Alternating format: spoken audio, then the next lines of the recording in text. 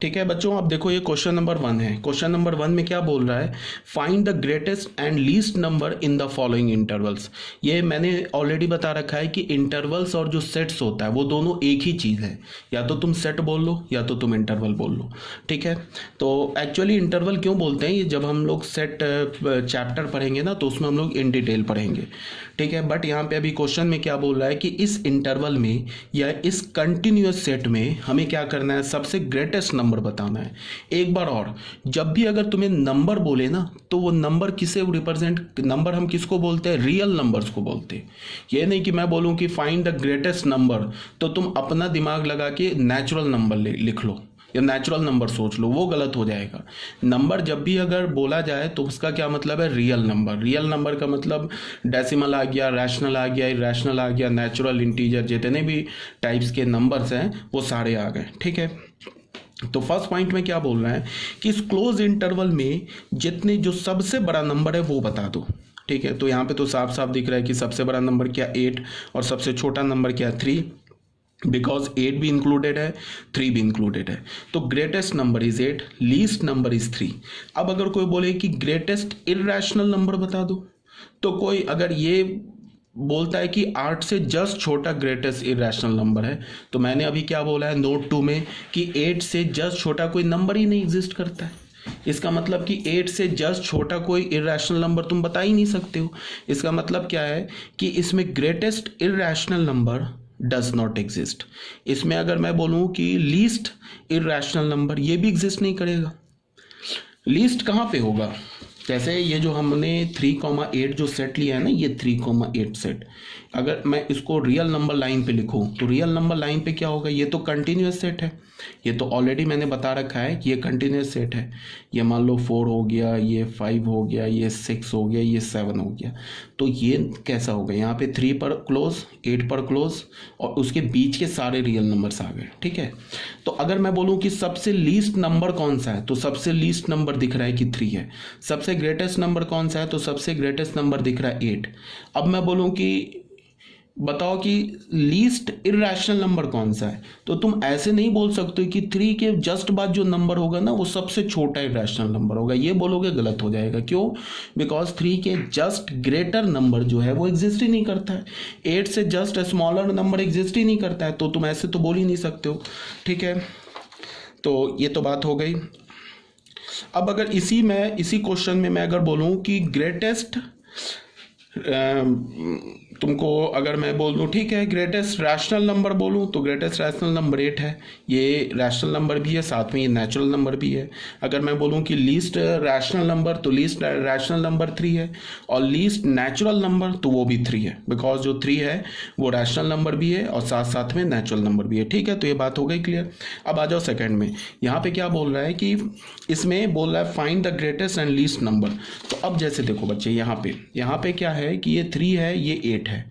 ठीक है, 3 के ऊपर ओपन है, 8 के ऊपर ओपन है।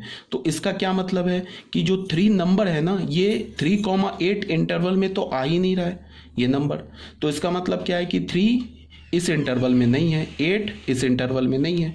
तो मैं अगर तुम्हें बोलूं कि इस इंटरवल में सबसे छोटा नंबर कौन सा है, तो इस इंटरवल में सबसे छोटा नंबर एग्जिस्ट नहीं करता है। क्यों, क्योंकि सबसे छोटा नंबर कोई बोलेगा ना कि 3 से जस्ट बड़ा होगा, तो 3 से जस्ट बड़ा कोई नंबर ही नहीं है। अगर मैं बोलूं कि सबसे बड़ा नंबर कौन सा होगा, तो कोई बोलेगा 8 से जस्ट छोटा होगा, तो 8 से जस्ट छोटा कोई नंबर ही नहीं। ठीक है, अगर कोई बच्चा बहुत दिमाग लगा के बोला कि अच्छा सबसे बड़ा नंबर, तो सबसे बड़ा नंबर ये होगा, उसने 7.999 इतना लिख दिया, बोला कि यही सबसे बड़ा नंबर है। ठीक है, तो मैं करूँगा क्या कि इसमें 2 9 और जोड़ दूंगा, तो ये और 8 के क्लोज आ गया, और नंबर बढ़ गया को, और अगर फिर 2 की जगह मैंने 4 9 और जोड़ दिए तो ये और 8 के क्लोज आ गया। इसका मतलब क्या है कि इसमें सबसे लीस्ट नंबर और सबसे ग्रेटेस्ट नंबर एग्जिस्ट ही नहीं करता है। ठीक है बच्चे, आ रही है बात समझ में। तो ये हो गया हमारा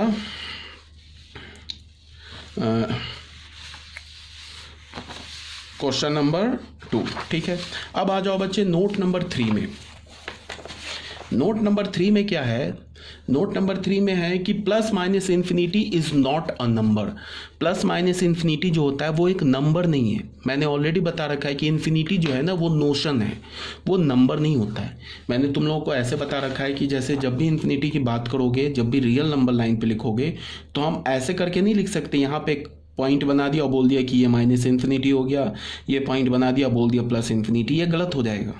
हम जब भी इन्फिनिटी को नंबर लाइन पे लिखेंगे तो ऐसे लिखेंगे, यहाँ पे माइनस इन्फिनिटी लिखा और यहाँ पे प्लस इन्फिनिटी लिखा, because minus infinity and plus infinity is not a number. Clear है।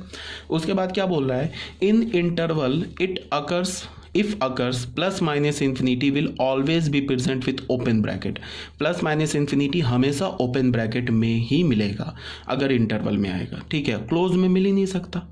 क्लोज में अगर मैंने ऐसे लिख दिया, मान लो मैंने ऐसे लिख दिया माइनस इन्फिनिटी टू 2 लिख दिया ऐसे, तो ये तो चल जाएगा, बिकॉज ये ओपन में का क्या मतलब है, ओपन का मतलब है कि माइनस इन्फिनिटी इंक्लूड नहीं है। ये बच्चे इंटरवल है तो इसके अंदर जो भी होगा वो नंबर होगा ना। अगर मान लो मैंने ऐसे लिख दिया माइनस इन्फिनिटी टू 2 लिख दिया, इसका मतलब क्या है कि इस इंटरवल में -2 इंक्लूड है। तो बट -2 तो कुछ होता ही, सॉरी माइनस इन्फिनिटी इंक्लूड है, बट माइनस इन्फिनिटी तो कुछ होता ही नहीं है। ठीक है ना, माइनस इन्फिनिटी कुछ नहीं है। माइनस इन्फिनिटी एक फीलिंग है कि कोई बहुत छोटा निगेटिव नंबर है। बहुत छोटा निगेटिव नंबर क्या, वो तो आज तक किसी को नहीं पता है। ठीक है, तो ऐसे लिखना गलत हो जाएगा।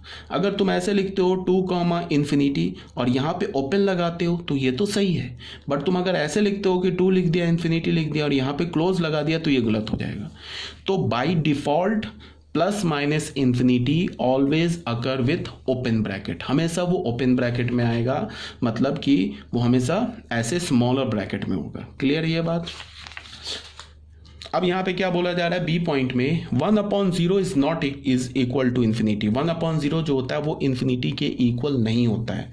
ठीक है, बहुत बच्चों की आदत होती है 1/0 को इन्फिनिटी बोलना। ठीक है, और 1/0 जो होता है एक्चुअल में अनडिफाइंड होता है। फिर plus minus infinity is just a notion, it is not a real number. Clear है। सी पॉइंट में आ जाओ।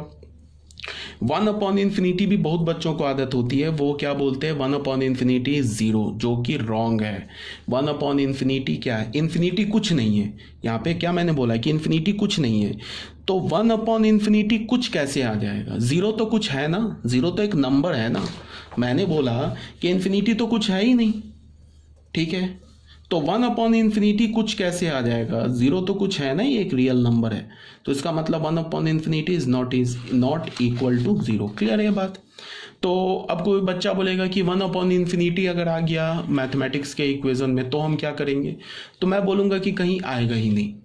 ठीक है, तुम कुछ भी सॉल्व कर लो, कैसे भी क्वेश्चन सॉल्व कर लो, दुनिया का कोई भी मैथ्स का इक्वेशन सॉल्व कर लो, 1/इन्फिनिटी नहीं आ सकता है किसी भी मैथमेटिकल इक्वेशन में। और अगर आ रहा है 1/इन्फिनिटी तो इसका मतलब तुमने कोई स्टेप जो है गलत किया है। ठीक है, तो ये हो गया हमारा नोट नंबर 3।